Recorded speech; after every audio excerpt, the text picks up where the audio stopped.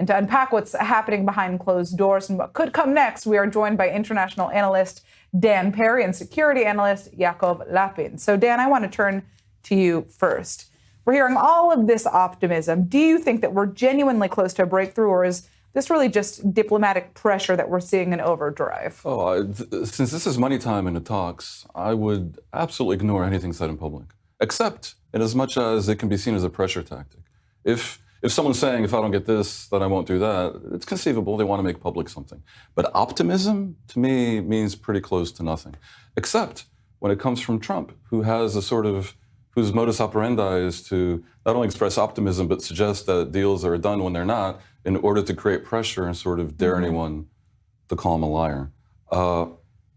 I really do think it comes down to one thing mainly, which is, will Hamas accept that element of the plan that involves its disarmament? I understand there's various modes of disarmament, there's modalities to disarm, there's timetables, but this is kind of a matter of principle. If Hamas accepts this, it is spectacular. It probably at that point, I think, would be a done deal.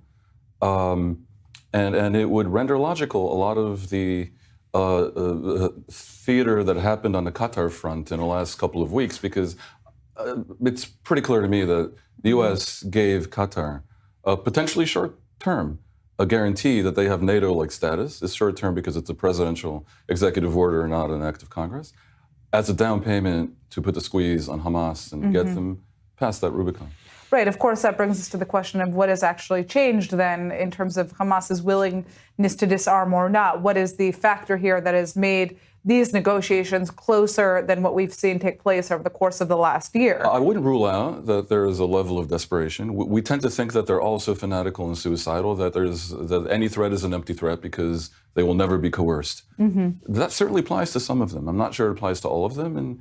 And that logic suggests eventually you'll find splits, with some people being willing to be more flexible and maybe even surrender. But I think what really has changed is that in the past 2 years, the Arab world seems to have flipped the narrative on these militias all over the place. And I'm not talking just about Hamas, but also Hezbollah and the others, the Shiite militias in Iraq. We've discussed them before. The idea that the Arab world now is in a unified manner, including Qatar, calling on Hamas to disarm, and that the Arab world has levers of pressure on Hamas, including various direct and indirect funding and more, including various media propaganda arms that support Hamas's narrative. Right. If all of the Arabs are united in calling on Hamas to lay down its arms, at least in Gaza, that's insignificant. That's a change, and that's a product of the last 2 months. And when the story of this war will be told, Netanyahu, who will be called to account for having prolonged it and having taken so long, and all the politics, he'll say, look, all this only happened in the summer of 2025 because I insisted. Just to quickly inject a little update into this conversation about things that are happening on the ground. Yes, the combat has been reduced, but the IDF has disclosed in about 20 minutes ago, a little more, that the IDF eliminated an attempt by Hamas to storm an IDF position, a fortified position in Gaza City. They had to activate the Air Force in order to prevent that attack. So combat is still happening on the ground, albeit at a reduced level of intensity, still happening. Well, Israel agreed not to attack. Hamas did not. Exactly right. All right, Dan, I want to talk to you about Trump, about the U.S. delegation here, and really the role that the United States is playing in these negotiations. Like we discussed earlier, there have been statements, reports coming out essentially that Trump told his envoys, Witkoff and Jared Kushner, you're not leaving these negotiations until a deal is made. But how seriously should we be taking those reports? I've never observed from either Kushner nor Witkoff any particular negotiating brilliance or geopolitical acumen that would render their presence practically necessary. But it's very symbolic for the obvious reasons. So I think when Trump calls these two characters in, it suggests he's bringing out his big guns. It suggests massive U.S. engagement. He's doubling down on the U.S. brand as being engaged.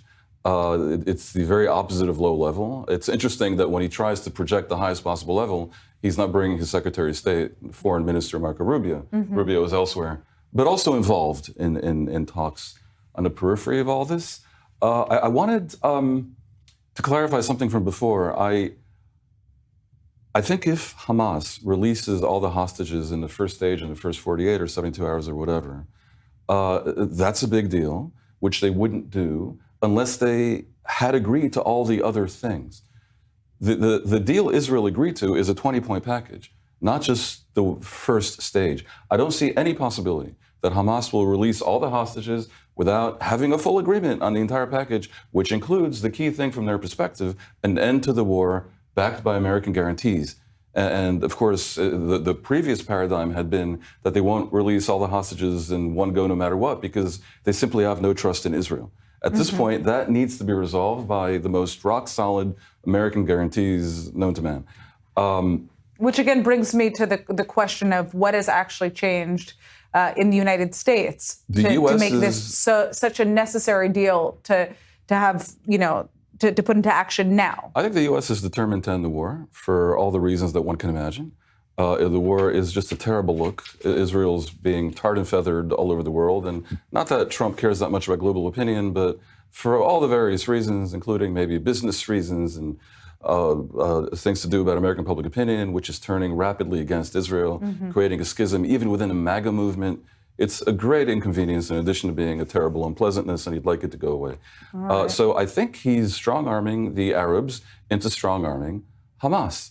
And we will not see the first stage unless that is part of all the stages, which brings us back to the main thing. Israel will not end the war, will not agree to end the war, which is the trigger that enables Hamas to release the hostages all in one go in the beginning, without getting disarmament. It comes down to that. And if I look at any wiggle room that there might be, Yaakov mentioned the possibility of the Arabs giving some kind of assurances. Where I see potential wiggle room is in that they would lay down their arms in Gaza only. Not that it's such a great thing to have them still want to be armed in the West Bank and elsewhere. Well, it's all about messaging at the end of the day, right? It may be that they would say, we haven't become no longer Hamas, as you say. We're still Hamas. We were still an armed resistance movement. Just not in Gaza, because we want to rescue the people of Gaza. Dan, this is certainly not the first time we've seen flotillas like this. Is it within Israel's interest to continue blocking their entry into the Gaza Strip, or should they be let through? We're hearing various opinions on this, given how much attention Greta Thunberg and co. are getting just from the Israeli decision to intercept these boats. Look, it's in Israel's interest to end the war somehow and resume a normal situation. But as long as there is not a normal situation, I tend to come down in favor of enforcing the blockade. You either have a blockade or you don't. You could argue that these flotillas know they're not going to get through, and it's a PR stunt, and they're going to be dragged to Ashdod and then complain about their ill treatment. Would it be better from a PR perspective, from Israel's perspective, to let them through? I'm not so sure. Imagine, first of all, it's a war zone in which they're in danger, and imagine if they're hurt. And furthermore, imagine if the war resumes with Greta in some bunker in Gaza City, live streaming to the world about the danger she's under. That would be a PR disaster, and that would actually be at the level of impeding operational plans. So I say Israel has little choice but to actually impose the blockade, which is arguably legal. A UN panel in 2011 actually agreed it was legal. Right. I actually did want to get to that. How does international law view these flotillas? Well, so the question attaches to a different question, which is how does international law view the blockade? And if there is a blockade that international law accepts, then it would accept implicitly that the flotillas need to be blocked. Under international law, I believe it's the San Remo Convention, at